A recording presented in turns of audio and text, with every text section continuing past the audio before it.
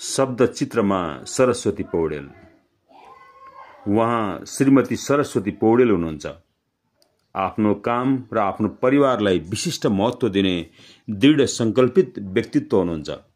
एउटा खुल्ला किताब, सफा ऐना जस्तै छर्लङ्ग, सुख दुःखका हरेक मोडहरूमा अविचलित, अविश्रान्त र एउटा शान्त व्यक्तित्व।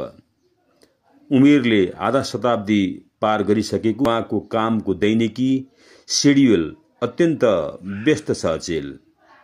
त्रिभुवन विश्वविद्यालयको शिक्षण अस्पतालमा काम गर्ने उहाँले बिहान 8 बजे अफिस जोइन गरिसक्नुपर्छ। 7:30 मा अफिसको गाडी आइसक्ने हुँदा साह्रै ढिलोमा 7:20 बजे आफैले तयार गरेको लन्च बक्स बोकेर निस्किसक्नुहुन्छ उहाँ घरबाट। आफ्नो घर र परिवारलाई सधैँ मनको फुलबारी ठान्ने उहाँले घरमा एउटा साँच्चैको फुलबारी पनि बनाउनु भएको छ। आफ्नो मेहनतले फुलेका ती सुन्दर फूलहरूसँग उहाँ अत्यन्त रमाउनुहुन्छ र तिनीहरूसँग मौन संवाद गर्दै फुर्सदका समयमा तिनै फूलहरूसँगै बसेर भोजन गर्नुहुन्छ, चिया पिउनुहुन्छ र तिनीहरूसँग जिस्किरहनुहुन्छ। सिजन अनुसारका अलिअलि तरकारीहरू पनि फलाउन भ्याइरहनु भएको छ उहाँ आफ्नो छतबारीमा। उहाँको एउटा प्रिय कुकुर छ, मेयो। त्यसलाई पनि उहाँ असाध्यै माया गर्नुहुन्छ। घर परिवारलाई आवश्यकता अनुसार माया र समय दिन भ्याउनुहुन्छ।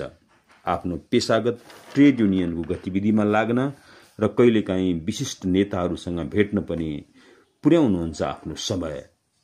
आफ्ना आफन्तहरू साथीभाइहरूसँग भेटघाट गर्न, रमाइलो गर्न, कहिलेकाहीँ धर्मकर्मका निम्ति मन्दिरतिर जान समेत समय निकाल्न छुटाउनुहुन्न। बिहान नभ्याउने हुँदा हरेक दिन 1 घण्टा इभिनिङ वाक र अलिअलि योगा समेत गर्न छुटाउनुहुन्न उहाँ।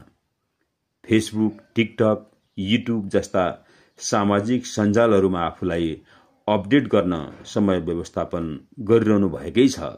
सूचनाहरू त्यही माध्यमबाट ग्रहण गर्नुहुन्छ उहाँ। कहिलेकाहीँ उन्मुक्त भएर काठमाडौँ बाहिर प्रकृतिसँग रमाउन, घुम्न पनि मन पराउनुहुन्छ। आखिर समयलाई मिलाएर उपयोग गर्ने हो भने सबै चिज गर्न सकिने रहेछ, सबै चिजलाई व्यवस्थापन गर्न सकिने रहेछ भन्ने एउटा उच्च दृष्टान्त हो सरस्वतीजी। हामीलाई पनि तपाईका अलिअलि गुणहरू हस्तान्तरण गरिदिनुस् न है। हामीतिर पनि आफ्ना गुणहरू अलिअलि सारिदिनुस् न है। तपाईका सबै सपनाहरू पूर्ण हुन्। अझ स्वस्थ र सक्रिय जीवनका निम्ति सरस्वतीजीलाई हार्दिक शुभकामना व्यक्त गरौँ। धन्यवाद।